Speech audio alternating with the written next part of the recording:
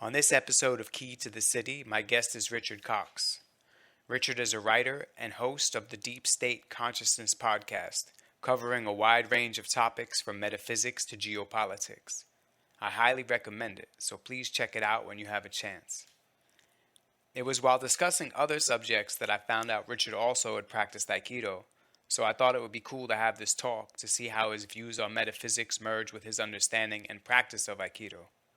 His sensei, Alan Ruddock, left behind a treasure trove of personal photos from his time training in Japan with O-sensei, which you could download if you purchase his book on Amazon for just $5. I'll put the link below. And also, you'll find it in my Substack, so please subscribe to that if you haven't already, keytothecity.substack.com. Thanks for listening, and enjoy the conversation. Okay, John. So yeah, I think that it's interesting to have this conversation with you and to meet you, as you say, from an interest outside Aikido in world events and how things function on a geopolitical level. We were discussing, I think we met in a forum over that and then struck up a separate conversation. And then I found out you did Aikido and you found out I did it. And for me, that evokes the interest then of, well, this guy's reasoned himself to some similar positions with me where I can have a really good conversation with him on this level. I wonder how Aikido has influenced his thinking. And we've taken a sort of similar road there because Aikido has been really, for me, the foundational thing of my life and the way I approach everything. So, yeah, that led to the kind of curiosity in meeting you too. How old were you when you started, and what's, I don't mean to get too superficial, but like what style? No. Like, please be superficial because I don't think this is something I've ever really spoken about on interview. And what style of Aikido did you practice? And I tell my biography normally and just omit Aikido, which is weird because it's like in some ways the biggest part of it. Okay, so it's good to have that chance. So I just turned 18 when I'd started. And do you want me to discuss my reasons for that? Yeah, sure. Whatever you like, anything you like. So, right from the get-go, there was a real metaphysical bent to it for me, that I was quite a philosophically curious child, raised inside a Christian tradition, not a ram down your throat tradition by any means, just a kind of soft Christianity. And that had given way to me to a kind of like atheism through my teenage years, where I thought that was all irrational and superstitious and silly. And then I'd found that to be very barren, very like that sort of atheistic, materialist, reductionist worldview to be very, very barren indeed. And I'd taken up an interest then in spirituality, to look for meaning in something transcendent. And there was something about martial arts that really appealed to me. And you have to remember, like the listeners have to remember, this is like the year 2000, okay? So this is really prior to the internet being a meaningful thing, where our knowledge of martial arts was different. And there was something that was seen as being like very mystical about the Eastern martial arts then, and nobody really knew what was true or what wasn't true. I was just listening to something on a documentary the other day about a guy who was convicted for a murder, but he was nowhere near the scene of the crime at the time. This is in the 90s. And one of the things the prosecution proposed was that he teleported because he was a ninjutsu master. Okay. And that was like a serious thing in the 90s, that people thought no one knew what the line was or what was really true or not true about levitating masters in Tibet and all this kind of thing.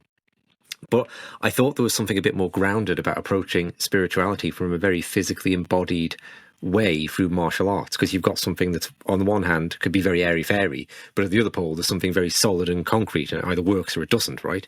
So that was all appealing to me, and I read around the martial arts a bit, and I kept being drawn to Aikido, and it seemed to keep like coming up in different ways. Like there's a Steven Seagal film on TV, and it's the one where he rescues the train full of people and he throws a guy out of a helicopter using a Kotegaishi or a Nikio or something. And I said to my friend who did Taekwondo the next day, like, oh, can you do that, John? And he said, no, because I don't do Aikido. And I said, oh, right, Aikido. Yeah, I can throw a guy out of a helicopter.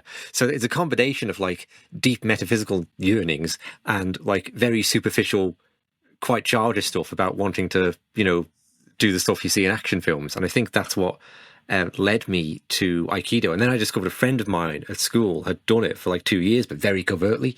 He just kept it quiet because he didn't want any hassle of anyone, trying to start anything funny with him. So then he took me along to the class. And yeah, I had just turned 18 and that was it. I walked into the Aikido dojo for the first time. Where should I go from there, John? Yeah. Well, I'm just curious which lineage which lineage of Aikido. Was it Ki Society? Was it Iwama? So my teacher was Alan Ruddock, who was the only Irishman to ever study with at the Hombu when Osensei was there. And just to say a little bit about him, he was one of the early practitioners of karate back in Ireland in the would have been 1950s. Okay, and then he became really interested in Aikido, and I think had a similar interest in the spirituality of the East. Joined the Merchant Navy to work his way around the world, and eventually, to cut a long story short, ended up in Tokyo and studied there for 3 years when Osensei was alive.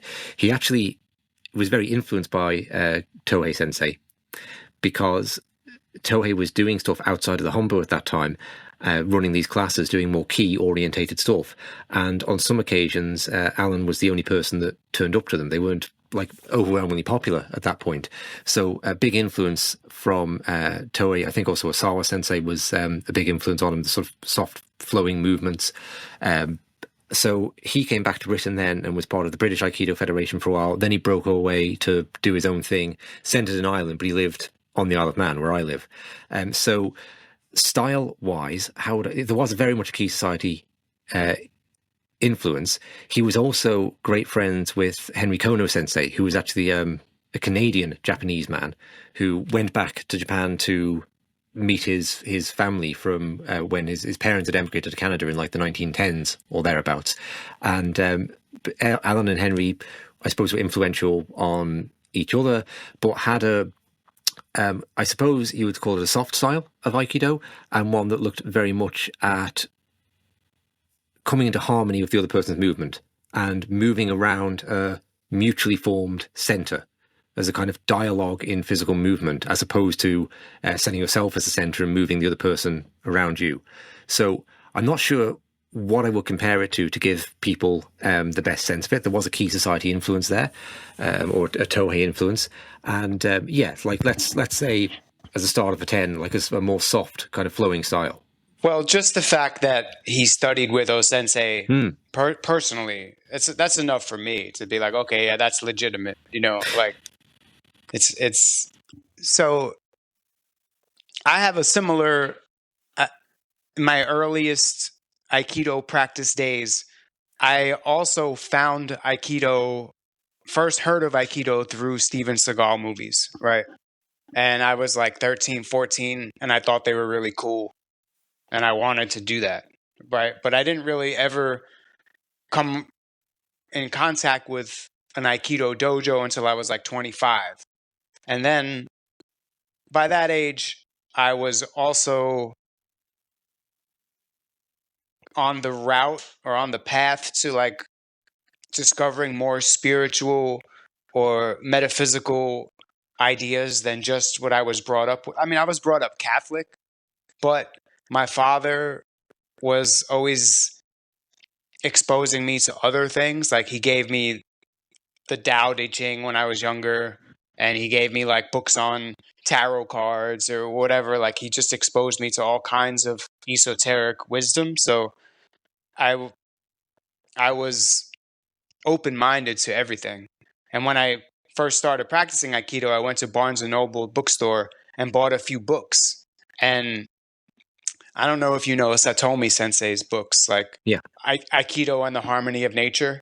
Mm-hmm. And I bought Aikido and the Harmony of Nature, and it's a really esoteric kind of book, but I wasn't practicing at a dojo that emphasized those aspects of Aikido at all. I was at a dojo, it was an Aikikai dojo, and it was just kind of like, you just train.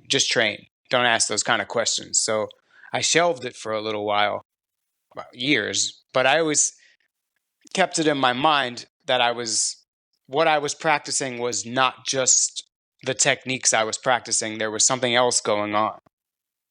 Right. And I don't know.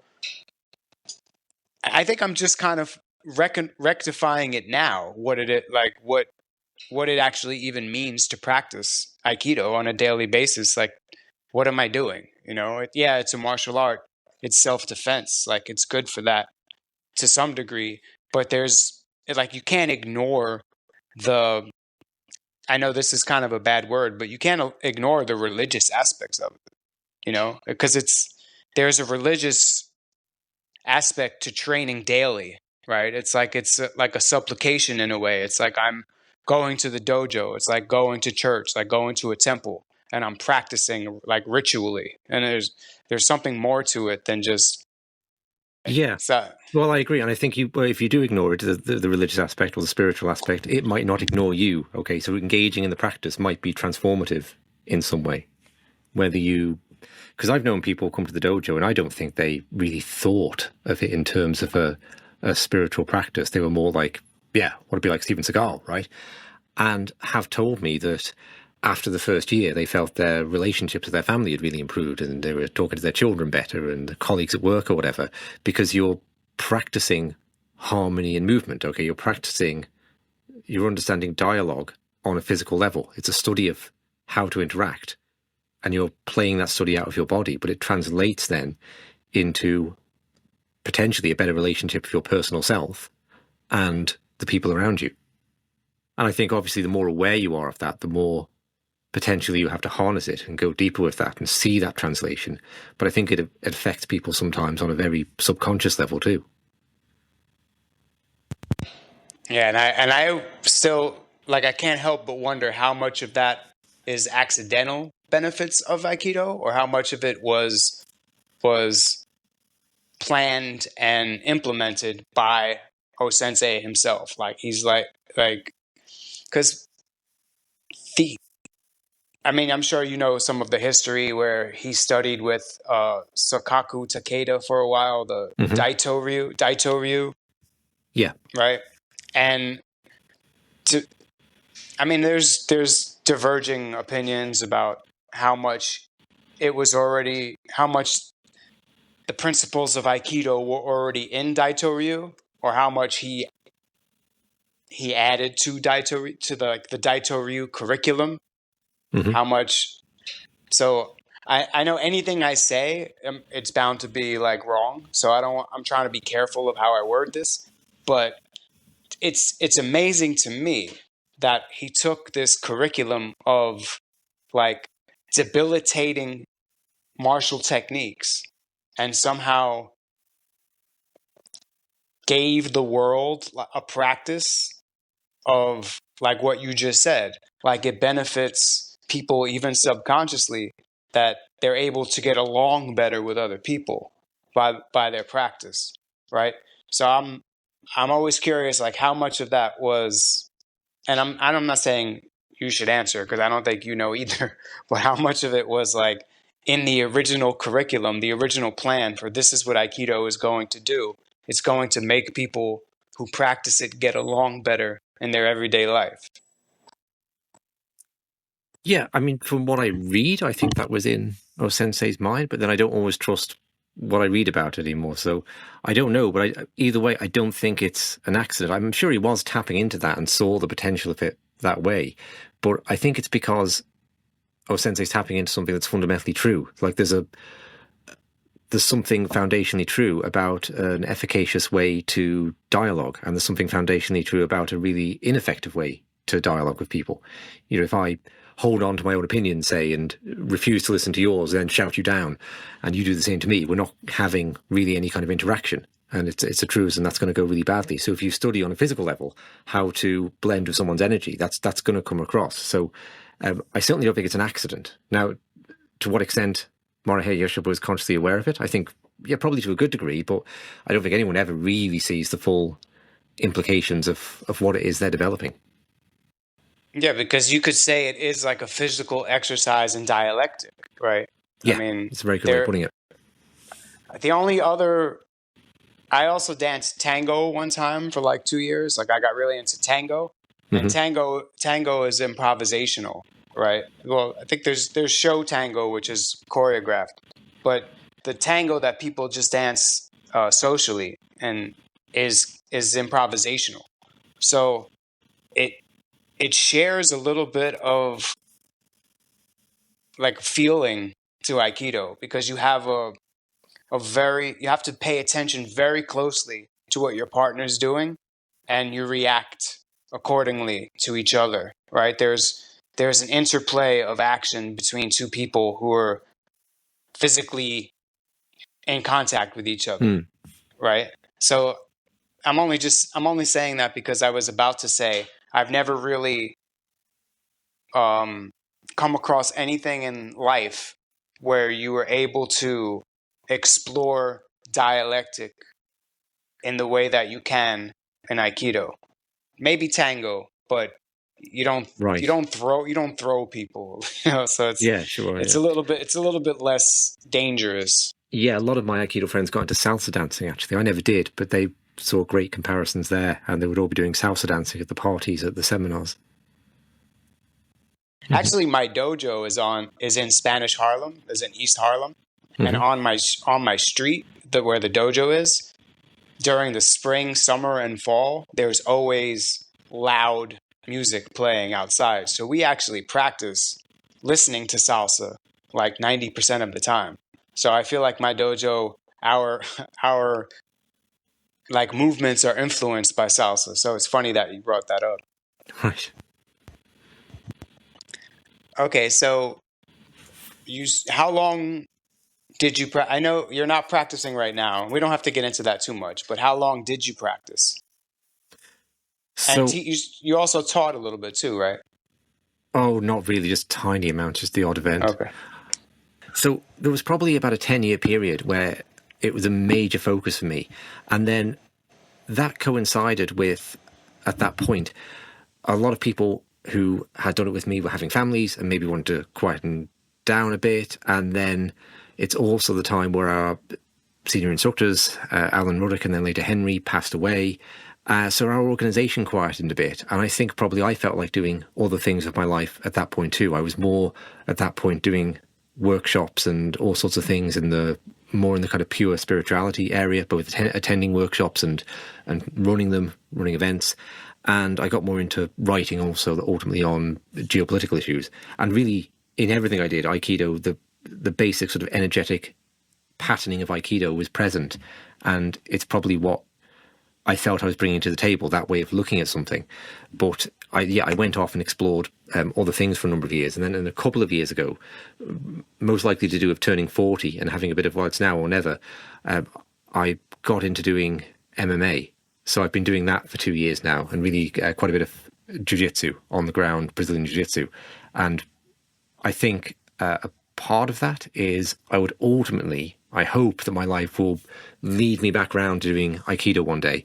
And I'm just trying to broaden my horizons and see things from different perspectives. So if that door ever opens up again for me, I'm in the best place I can to walk through it and bring as much as I can to the table.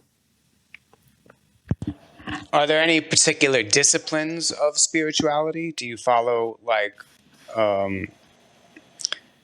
I know just from other conversations with you that you follow kind of a non-dualist perspective, right? Yeah. So it really paralleled with the Aikido. So when I got into doing Aikido, I was also practicing a kind of Zazen meditation of a day, or a mindfulness meditation where I was sat in Seiza in my room with some cushions under my ankles for increasing levels of time, watching the breath as it entered and exited my nose and filled my abdomen, and being very conscious of the sensation in my hands. And I would then carry that over. I really saw the Aikido practice as an extension of that meditative practice of getting out of my head and being really present with the contact point with the other person. And my meditative journey turned to be more introspective then, to more look in through the psyche into the root of consciousness. So this is more like the jhana practice, or Advaita Vedanta in the Indian tradition, which I think I felt was the most concise expression of it philosophically, of becoming aware of awareness itself and dissolving into that core sense of a person, which you certainly can think of as being the awareness that witnesses the body and the mind and the external world arising. So that profoundly affected my Aikido. I remember and all the way through, okay, like that lined up journey was there. But it was after that 10-year period that I was much more seriously going into the meditation, and the Aikido was falling away a bit to give way for that, to make space for doing meditation seminars and taking that study more seriously. But I remember having this insight into dissolution of the self, that I'd been wondering for a while why, when I would go and do meditation seminars for a few days, I'd have a deeper experience than I would at home on my couch. And that had been a question I'd reflected on for about a year. And then suddenly I heard my sort of mentor at the time talking about meditation, and just the penny just dropped with me, and I was able to open up this deeper kind of jhana experience of pure conscious awareness. And I remember going to an Aikido class after that, and someone gripped me. I think it was like a Marotadori grip, like two hands on one, and I suddenly felt like very like, locked down, in place, can't move, restricted, okay? And then all of a sudden I felt I made that kind of inner shift into a deeper sense of consciousness. And I realised, but there's all this freedom here. And I just had this sense of where I could move to allow the movement to open up and this flow to exist between us. And then this like very nice kokinagi emerged, right? So that became really a big turning point in my Aikido, of seeing it as an expression of consciousness, almost as an expression of that spirituality, which is what I've been looking for all along. And I've gone through different phases with it, of seeing it, okay, for a while I'm going to focus very much on the body and the physical aspects, and then maybe even look at my psyche and how does it feel to be grabbed or punched or hit, and what kind of like emotional state does that set off in me, what kind of like egoic sense do I have to throw the person on the floor, and ultimately to come back to that seeing of Aikido as an expression of Advaita Vedanta, if you like, as an expression of non-dual consciousness, of this being in pure awareness, witnessing and allowing the movement to emerge from that very free and creative space. So Aikido massively assisted me on that journey into getting to that place, which was then really the foundational thing for anything involving dialogue with myself or with other people that I would engage in beyond that. So the last interview I had was with a sensei named Miles Kessler, and he's very interesting guy, isn't he? Yeah, he was talking about how O Sensei achieved his enlightenment not through I don't want to put words in his mouth, but it was more like it seemed more like the enlightenment came outside of Aikido, and O Sensei brought the enlightenment in. It came outside of martial arts, and O Sensei brought it into his martial arts. So he was an enlightened being who practiced martial arts, not that the martial arts led to enlightenment. Now, I'm not saying what you just described was enlightenment, because I don't want to put words in your mouth. I don't want to say like you just said you were enlightened, but just that experience, so that your experience comes from your meditation, and then you were able to carry that over into your Aikido practice.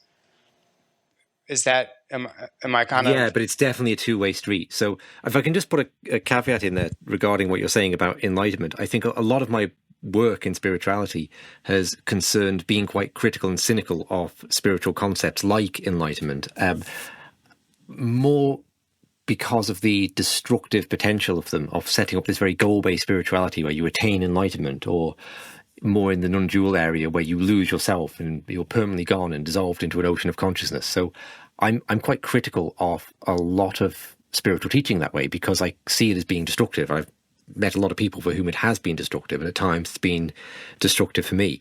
So I think it's possible for people to experience all these kind of different states of weird and wonderful consciousness, and can be very liberating in life, and in some ways require no further justification than that they are. But I don't attach concepts like attaining enlightenment to that, or these things can be tricky, and I've seen people tie themselves up in knots with that. So just to get back to more of where we were going there, it's very much a two-way street for me, okay, in terms of, I think, what I maybe intuitively saw in the martial arts was a testing ground for these kind of spiritual concepts, okay, because you can think all sorts of things about your state of consciousness, but if someone grabs your arm and you can't move, they've grabbed your arm and you can't move, okay, and maybe that shouldn't tell you anything, or maybe it should tell you something. So because I was seeing them as synonymous, as one as an expression of the other, I was using it as a kind of feedback thing. But in the effort to be able to move in connection with another person in a way that was very free and flowing and didn't become stuck, that was informing my meditation, if you like. It was driving me into like deeper places inside myself to be able to get there. It was showing me what didn't work and then opening up what did. So very, very, very much two-way street. You live on the island of Man, right? Yeah, Isle of Man, yeah. Isle of Man, sorry. That's all right. That's such a unique place to live, to me, like, just, you know, I never met anybody from there. Yeah, I mean, I think living in New York's pretty strange, but yeah. Well, yeah, I know New York is strange, but it's not unique because millions of people live here, you know, and billions of people have lived here, and everyone comes here. But to live on the Isle of Man, you know, it's cool. Yeah, are there dojos there? Like, because I know there's a good martial arts. Broadly, there are dojos in all sorts of different martial arts. So let me ask you this. It's kind of like a hypothetical. If you had never practiced Aikido before, but you were into your other spiritual practices, your meditation, and you know, and then you were practicing, say, MMA, right? Yeah. How do you feel like you can carry those over into MMA? Like, if you worked hard enough at it, would you be able to turn? Because I feel like that's kind of what O-sensei did in a way. Like he turned this martial art into a spiritual discipline. Like, so do you think that there's anything unique about the Aikido practice itself?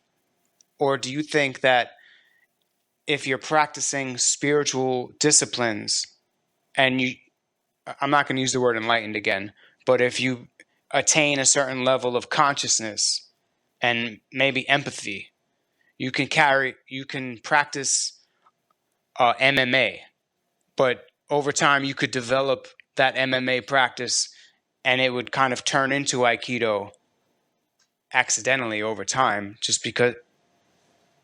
Do you get what I'm saying? I do, but I actually think there's two valuable points there.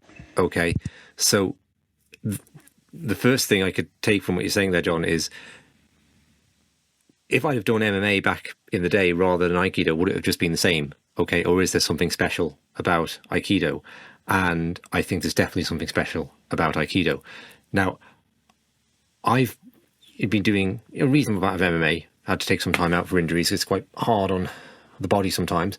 But I've been doing a reasonable amount over the past couple of years. But I'm still really, in my mind, with things like jiu-jitsu, like learning the alphabet, okay? I'm certainly not writing poetry here. And I think, because it is a very technical art, I think this is a question that my perspective might shift on if I carry on with it for years to come. But I think there's a couple of things. Like, MMA is ultimately done for a sport reason. So the whole setup is you've got two people who are playing a martial game with each other, where I'm trying to hit you, you're trying to hit me. If we're wrestling, I'm trying to tap you out, you're trying to tap me out. And that's very different from Aikido, where you're giving me a certain energy and I'm then responding to that. So we have an uke-nage situation, which is truer to life in some ways. So if you consider something like a dialogue with someone, or you could say an interview or a therapeutic session, it's not two people playing a game, right? The idea is that we are working together to come to some sort of insight or realization that we don't have at the start, okay?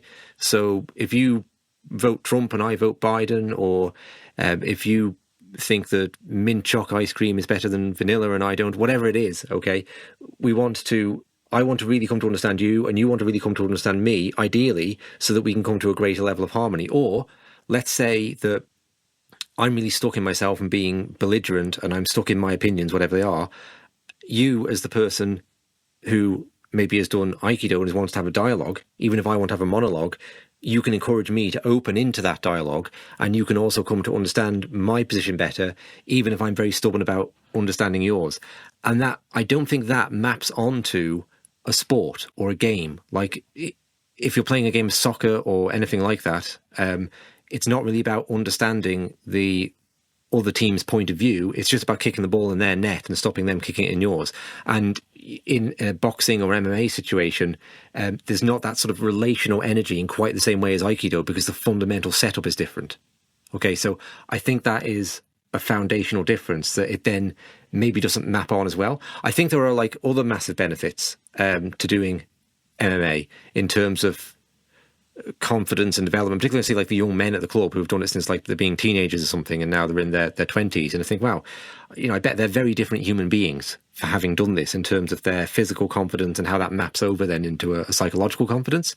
But I'm not convinced it would give rise to A, the kind of like spirituality, or B, the kind of relational depth that Aikido did. Okay, now if I can just go on a bit longer on this, there's another question maybe contained in what you said about, could it do that? Okay, like if you go into something like MMA and you want to explore and also explore spirituality at the same time, are you going to start to see crossovers, right? And I think that's a really good question. I think there probably are ways you could look for human relationality in that, and all sorts of different things might open up over time. I don't think that would have happened for me, because I think like the sheer level of dedication and focus that you would need to do that, you would be talking decades of like really serious intent upon it.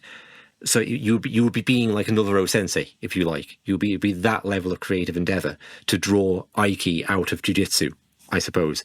But I do think there is fundamentally that structure of a competition as opposed to a dialogue, if you see what I mean. There's good and bad about both of those things, okay? And I sometimes wish Aikido had more of the competitive, slightly harder kind of edge to it when I was doing it. But I do think there's something really to be said about having a setup which maps more onto a kind of dialogue. So would you say like MMA or sports in general is more like a debate than a discussion? Because you're trying to, your point of view is right, and you want to make sure that your point of view is accepted as right, as opposed to just kind of coming to an understanding of each other's point of view. Yes.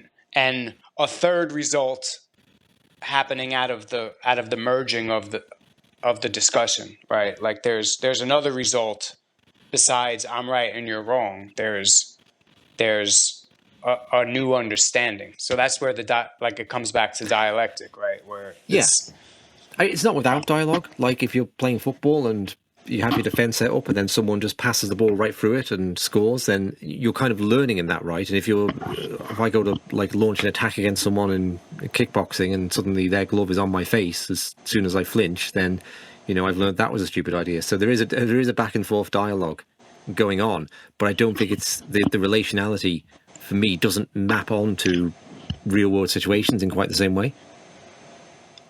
Yeah, and I mean, personally, I've been kind of embroiled in this mini Facebook controversy for a couple weeks, because the last couple essays I wrote about Aikido is emphasizing the non-competitive aspect of it.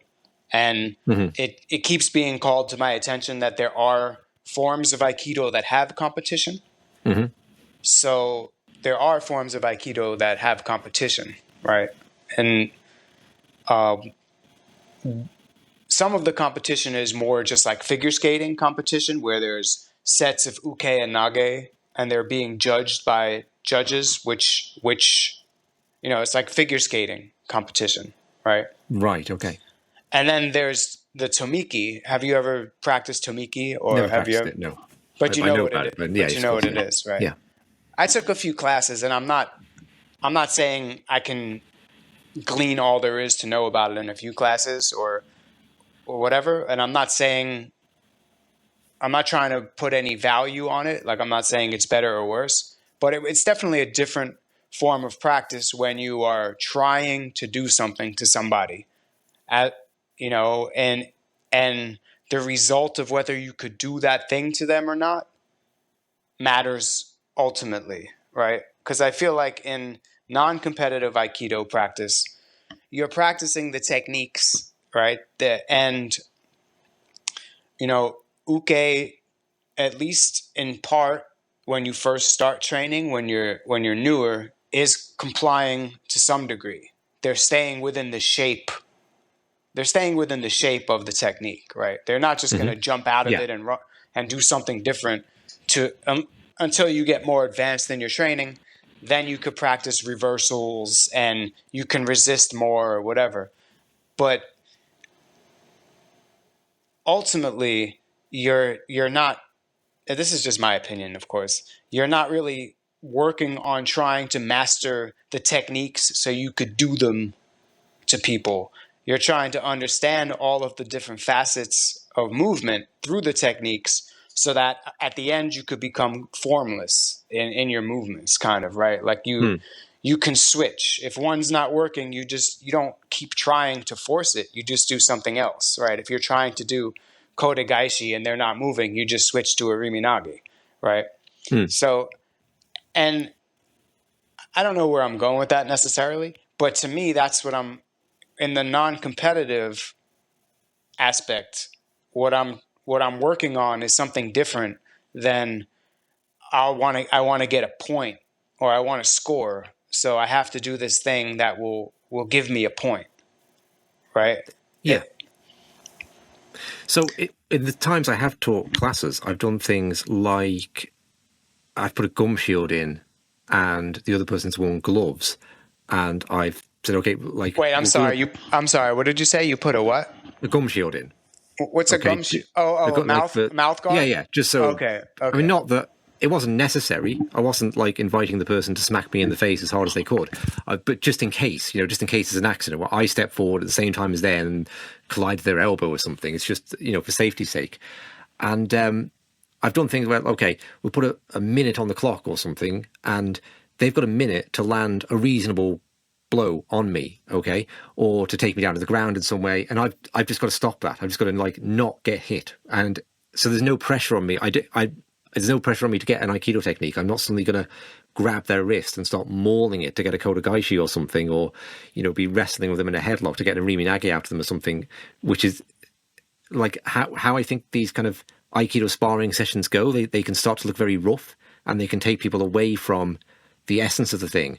So my thing was like the difference between a competition and a self-defense situation is like a self-defense situation is like you're starting a football game, but you're already 1-0 up. Okay. So all you have to do is defend that lead, right? So if after the minute the person hasn't hit me, even if I've not thrown them on the floor, like I'm really good at that. So, but as time goes down and they want to hit me, so they start taking greater chances to do so and start throwing the punches from further out, and that's when a technique emerges. So it's about being patient and not trying to do a technique when one isn't available, and keeping that harmony and balance between the two of you. And I found that a very interesting practice because it didn't sacrifice the essence of Aiki to take it up to that level, if you see what I mean. Right. And again, I just want to preface this by saying anytime I make a historical definitive statement, I know I'm leaving myself open to other people being like, that's not true. But it was long my understanding that one of the awakenings that O-sensei went through, one of the spiritual awakenings, was after an episode where someone was trying to attack him with a sword. And he just evaded the attack until the other person was exhausted, right? And that's my again, like I don't know if that really happened or how it happened or whatever, but for a really long time, that's what I went into my practice with the understanding of, is that I don't actually have to hurt someone who's trying to hurt me, right? They're trying to hurt me, or they're trying to steal something I have, that I can really try my hardest to protect myself without hurting them, right? And so, yeah, I think we're on the same page with that. Like in terms, so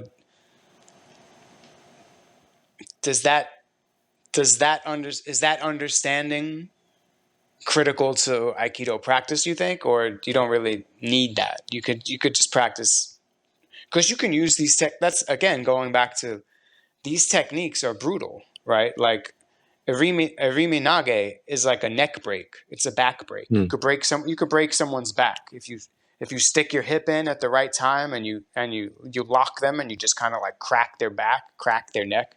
These are brutal techniques, right?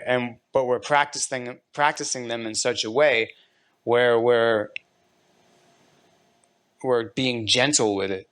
And in some dojos, I mean, if you got two people who can move well and want to practice hard, you can practice hard. But anyway, I don't really know where I'm going with this. I'm just kind of rambling, so you could jump back in. Well, I think it's just very obviously non-violence in martial arts is exceedingly important and practiced all the time by doormen and police officers and all the rest. Where no, you can't break someone's spine. And I do think I've met a lot of people in martial arts who were always kind of preparing for the nuclear option, like the guy that's going to jump out of the bushes late at night wielding a machete, right? And where there would be a legal and even moral righteousness to whatever you did in that situation.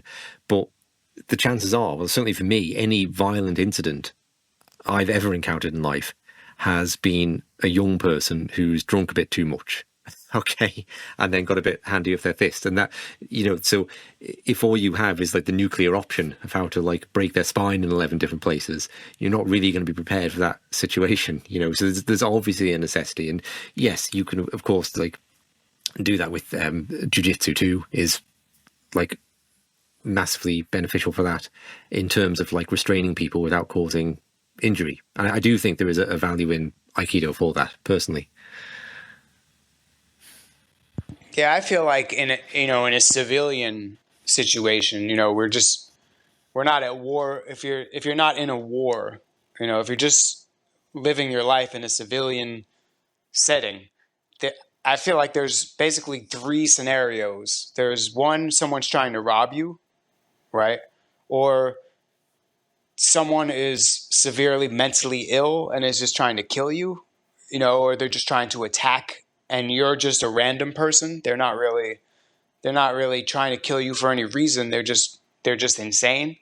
And then there's like the testosterone or like the quarrel where you're in an argument with somebody, and like in any of those three situations, I can't justify like harming the other person to such a degree where I would like ruin their life. It seems like I there's people who carry knives for self-defense.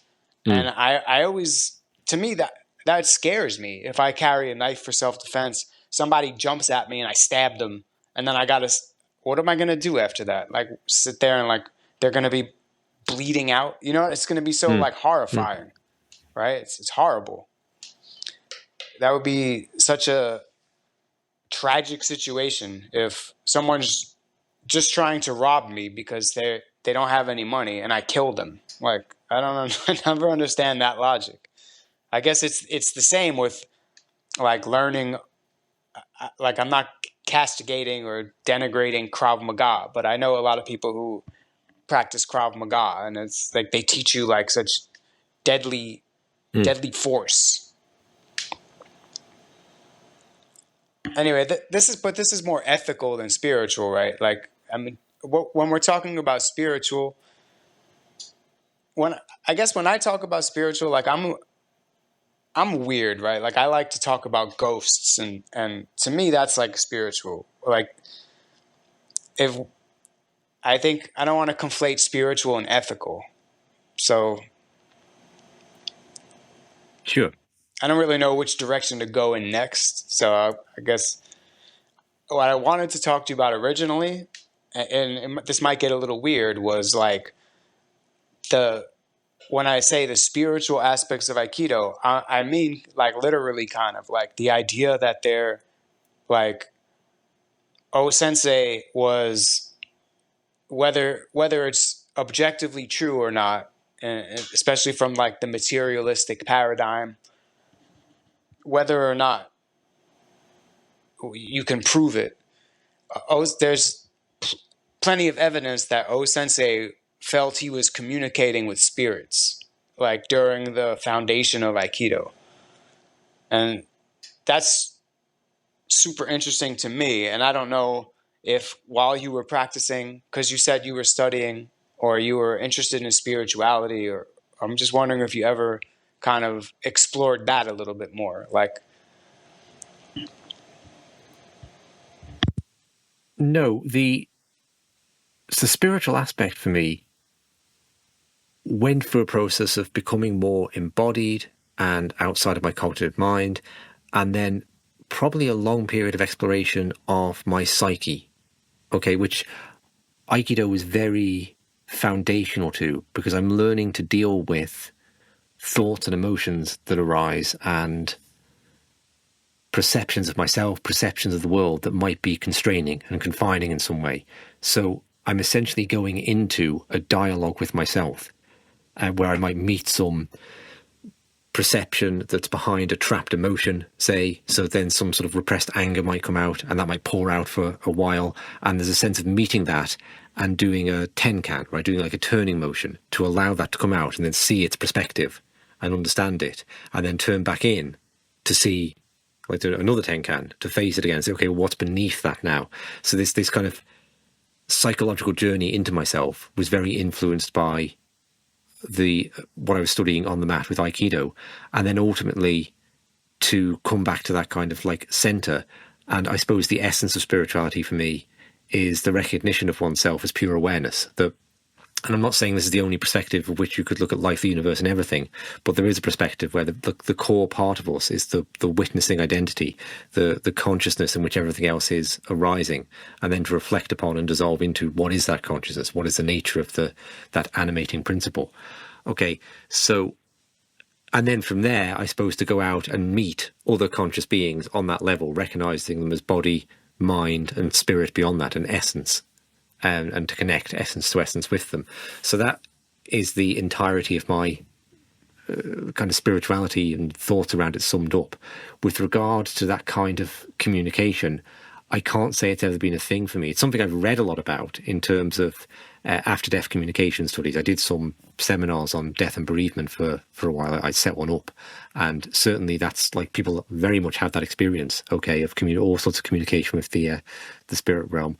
I've also interviewed trans medium on my podcast, okay, who I spoke to Elaine, the nice lady who does the mediumship, and she described her whole life and journey from going off to these trans mediumship circles as a young child and learning how to still her mind and allow voices to speak through her, and then she closed her eyes and went off somewhere, and this spirit claiming to be a man from the 19th century turned up, and I had a chat with him about what life was like in the 19th century, and so it's a very interesting area of life, okay, and one that I've touched on in an intellectual way. But regarding that kind of communication of the spirit world, that, yeah, I think absolutely is like featured in Morihei Ueshiba's, what would you call it, maybe animist view of the world. Okay, it's not something that has sort of personally affected me. And we don't know. We all have these kind of like synchronicities that arise in life. We don't know where it comes from. So maybe you could call that a kind of, or it could be interpreted in the context of like a spirit world. So in that sense, but it's not my sort of primary lens for looking at the world, if you see what I mean.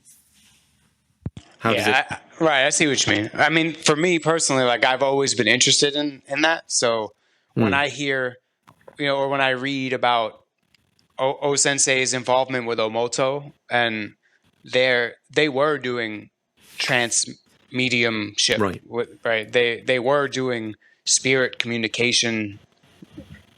So I'm just interested in that, and I know not many people are, so I don't really want to delve too much into it.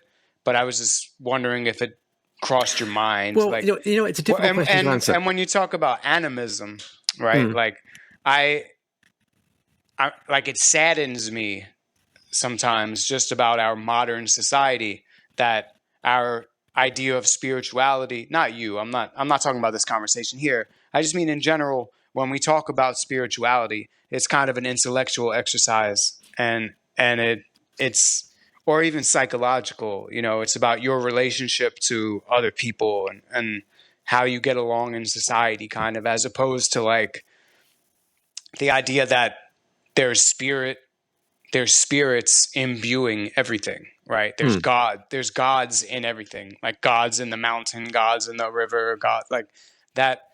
Like I kind of long for that feeling, because I feel like it's inherent. Like I can feel traces of it, but I feel like my mind gets in the way of it all the time. Like I start to think, well, that just could, I start to rationalize it. I start to intellectualize it. But I just want to get back to, you said animating principle, right? So would you say that's ki? I mean, are you comfortable with the terminology of ki? Because I just listened to a podcast about how ki is kind of just a little bit of BS. That was what the title was. Is ki BS? Is it real or is it BS? Or is it just an old-fashioned way of explaining physics? Or do you recognize that there is a force that animates physical being, that you could call ki?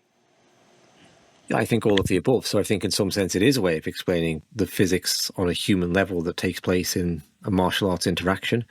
And I think it's also, there's something beyond our current understanding. So out of all the things that may be true and maybe not true about Eastern spirituality and all the rest, I think this whole concept of hands-on energy healing is fundamentally true. It's really saved my physical health at various times.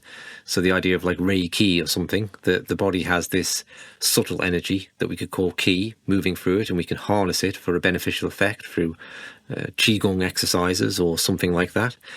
And yeah, then maybe beyond that again, this idea of the breath, the animating principle of life. I don't know that I could verbalize exactly how all of that ties together. What I'm talking about, like that animating principle, I'm really coming from those kind of mystical traditions that have a consciousness first ontology, where the universe or Brahman or God is this big mind that's dreaming the world into existence. Okay, and the human journey is to lose connection of that dreaming mind and fall into identification with this small isolated individual and go, well, this isn't very good, is it? And life's crap, and then you die. And then to reawaken and re-find oneself, the prodigal son's journey home to the mansion house, of finding that consciousness is the thing at the center of our being, that transcendent being. So, and I'm sure ki ties into that somewhere in a way that, I couldn't quite verbalize. Just on the spirit communication thing, I think I went to say it's difficult there before, because I don't necessarily think about it in those terms, okay, of like sensei and channeling beings and all the rest. But I think the overwhelming similarity is going to a place within that is deeper than oneself and something emerging from that, okay? And that could be a movement, it could be an interaction, a verbalization. And then I do wonder about this, how much of the language is kind of cultural around what you feel you're communicating with. So I don't think of myself as communicating with spirits, right? Or I just think there is this depth and richness to consciousness the more you go into it. Okay, and it could be that the perennial philosophy explanations about one big dreaming mind that's bringing the world into being are true, but there's certainly a depth and a richness to consciousness that opens up, and you could also categorize that as contact with spirits, I think. So I think it's all potentially there. So whether I do that or not, I think depends how you look at it. Yeah, I mean, I guess that's like everything, right? It's how you look at things is how you explain them. So I feel like maybe I'm just, like I said, I'm just kind of longing for something a little more exciting sometimes. Like I like, it would be cool to me. I mean, I have had experiences in life where I felt like I was like in contact with non-human forms, or just like something else, like a divine presence. I have had feelings of that. Mm-hmm. So, but I just wish it was more acceptable to talk about it without sounding crazy. Do you know what I mean? Like, because I could talk to certain people about it, but they're usually kind of crazy. Like I Right. think, am I just crazy? Like, I don't know. Well, yeah, I suppose I move in kind of strange circles where most of my friends would be very accepting of all these kind of things. Right. So it's very normal to talk about weird stuff for me. And so to me, like when I hear O-sensei talking about the kami, like the gods, I'm like, that's kind of right up my alley, really. I like that about it. So Well, actually, I'm sorry, I was going to say before, I have a Japanese friend who I made, we met 25 years ago doing Aikido, right? And she stopped doing Aikido and became like a really accomplished Japanese drummer. And it's really interesting talking to her. I went and stayed with her a few weeks ago because she was moving home to Japan. So I caught her before she left. And you know, if she listens to this, I hope she's going to feel I've described her well, but she has like more of that kind of animist sense of the world, right? But very naturally, like not contrived or not something she's sort of learned to do, but she would describe like the drum and the drumsticks and saying, you know, if you approach the drum with anger and you hit it that way, the drum will reject you, you know, and the stick will bounce up and hit you in the face. So you can't do that. And this perception of this like respect for the material natural world as something that is imbued with spirit almost. It's really interesting to talk to someone who's just slightly outside of that Western framework and for whom those concepts sit very naturally and feel very authentic. yeah, I'm glad you mentioned Western framework because you can trace animism back in the West, and it's not that far back. Like you can go back to, I know I've talked to you before about Plotinus or the Neoplatonists, right? The ancient Greeks, and not just the ancient Greeks, but the whole ancient like ancient Near East. They call the ancient Near East and Egyptian. That was an animistic worldview. You know, they believed that there were gods in everything, right? I think it wasn't until the like monotheism or a specific strand of monotheism where it took God out of everything and just put it up in an inaccessible realm and like kind of sucked that like spirit out of matter and put it somewhere else, right? And then you'll revisit it when you die. Like that's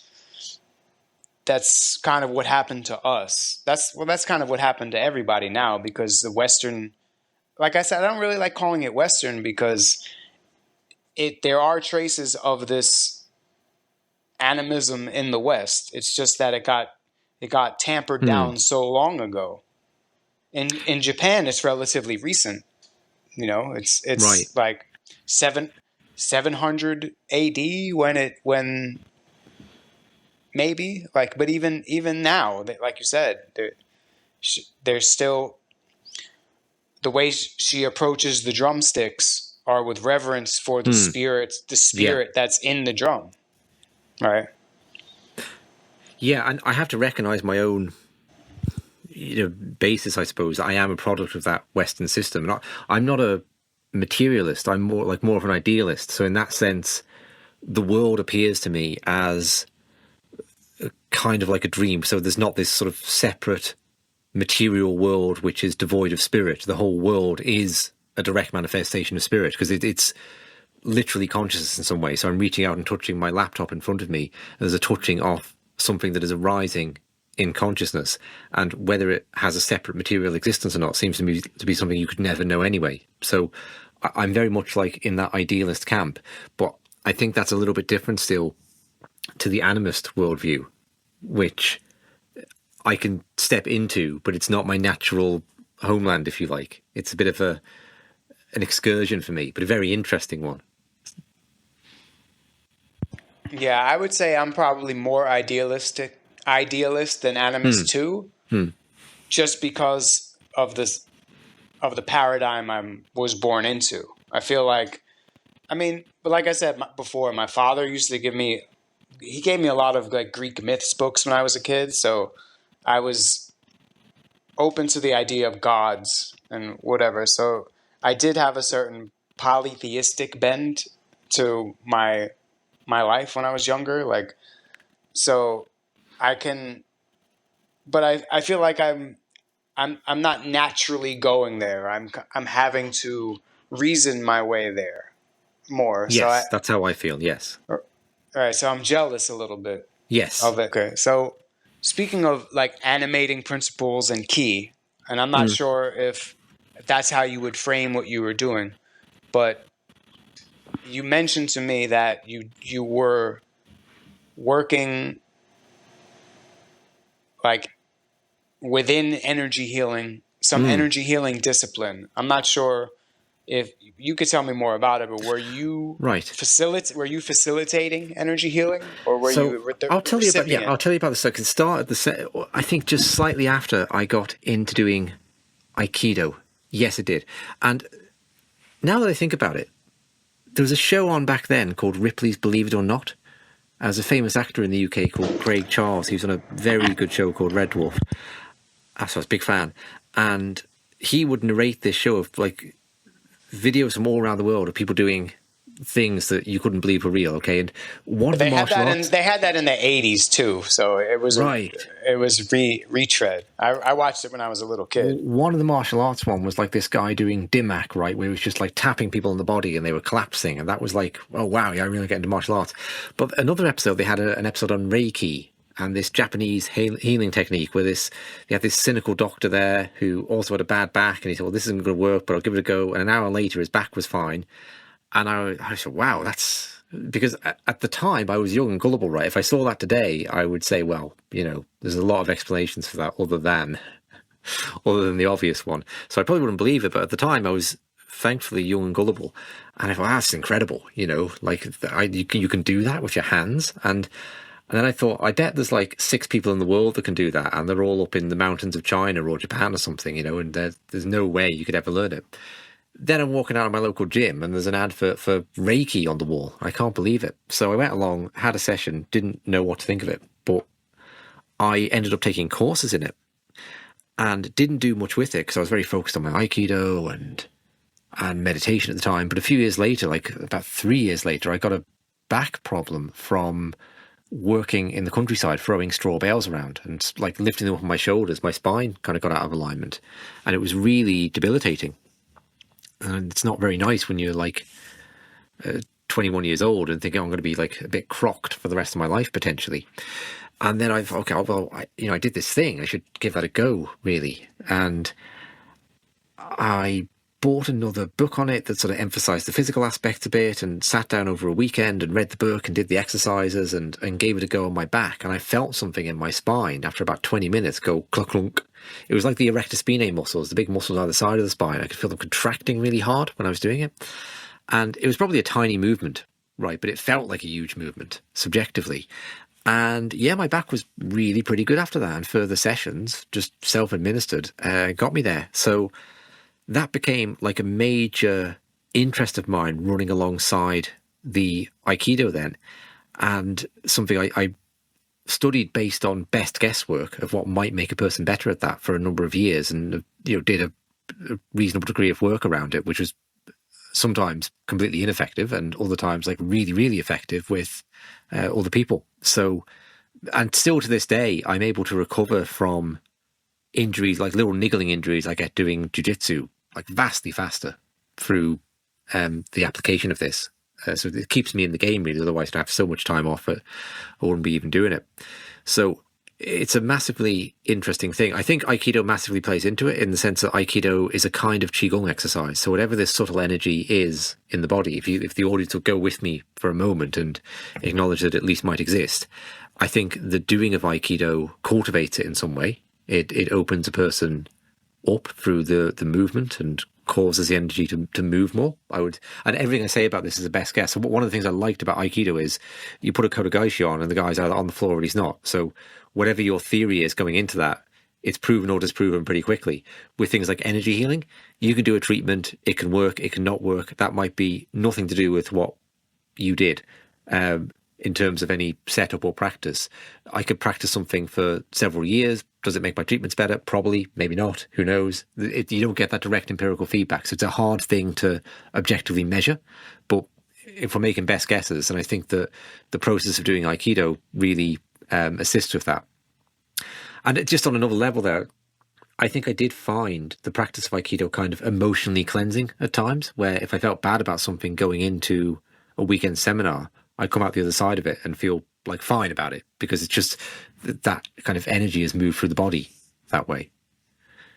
So Yeah, I'm sorry. That's the biggest benefit for me, because I'm kind of moody, you know. Like I don't know if I'm like I don't know if I'm diagnostically manic depressive, but I'm definitely in a bad mood sometimes in the day, and then I go to class, and then after class I'm in a like 1,000 times better mood. Yeah, I've heard that said a lot. I'm kind of on the surly side, so yeah, it's very, very cleansing and helpful that way. But I do think Reiki, that whole energy healing thing, is something in that little box of things I don't always talk about, because I wouldn't know how to justify it. Okay. And it's something that stays just slightly outside the world. Like, I thought 20 years ago, 25 years ago, that it would massively integrate. I remember having a discussion stroke argument with a friend in Aikido who's more of a kind of rationalist bent, and sort of, you know, not being overly impressed with the Reiki practice, right? And I'm thinking, well, I'll have the last laugh here, because you wait 10 years and this thing is going to be on the NHS, right? It's going to be insurance firms are going to be doing this like nobody's business. And obviously that didn't happen, to my surprise. And it is something that stays just outside the realms of the world in some way. But yeah, like, if you're doing some sort of key-based activity, I just recommend anyone look at some form of that, okay? Because it can just be such a massive difference for your physical health. I just got a book, Kiatsu. Do you know Kiatsu? Yeah.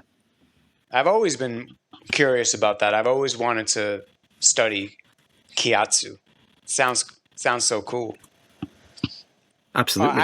I have this theory, and that there's a spectrum of people that goes from animism to atomism, right?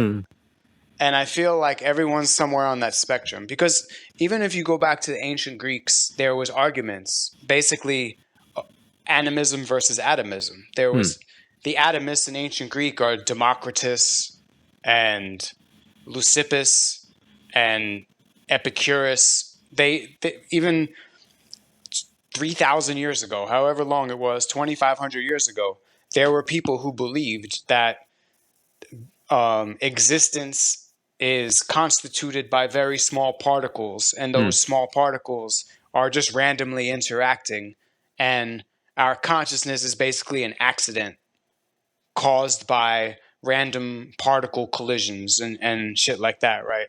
And then there was idealists or animists who were saying, no, there's like a mind, the mind is prior, or there's actual spirits that are in charge of, you know, the spirits.